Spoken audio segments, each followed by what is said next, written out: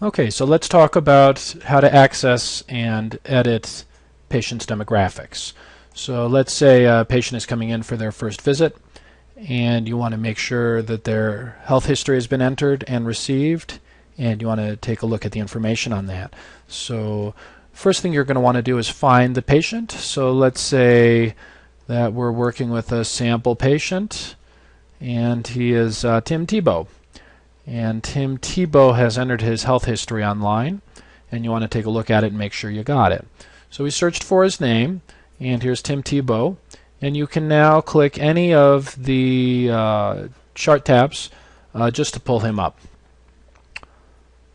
So here we see Tim Tebow is pulled up, and the system generated a bunch of messages. He doesn't have any weights yet. He doesn't have any vital signs yet because he's a new chart. But when you clicked on the tab, the system also generated all of these menus here on the left that are specific to Tim Tebow. And if you want to go in and take a look at his demographics, that's located in Communications. A nice way to remember that is this was a communication where he filled out a form and sent it to us, and so that's why we decided to put patient history and demographics in the Communications tab. So let's go ahead and click on that. Now you see we're viewing Tim Tebow's demographics, and it's divided into several different tabs. And instead of just having one form that went on and on and on and on and on, you can see he has 1, 2, 3, 4, 5, 6, 7 tabs. And most of the demographics are here on this first tab.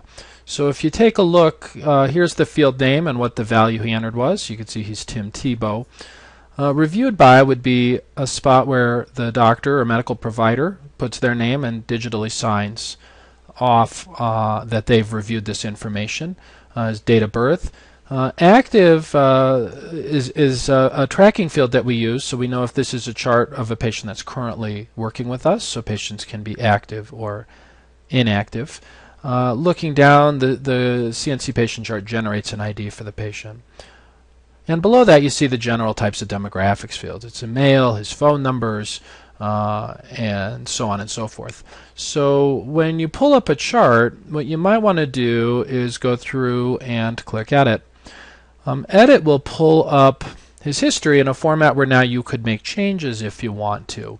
So typically for front office and dietitians, we'll leave the reviewed by and digital signature areas alone and MD comments.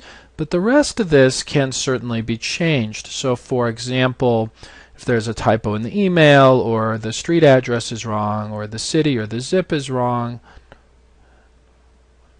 For example, this zip to me doesn't look right because it's got too many digits. So when the patient comes into the clinic, we might want to ask them to verify their address and so on and so forth. So he tells me his address is actually 80213. And so on and so forth. So we can go through and we can make any necessary corrections.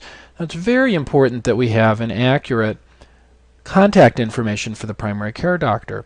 So please verify the primary care doctor's name and make sure it's spelled right, their phone number, their address, and their zip code, so that we can contact the primary care doctor if we need to.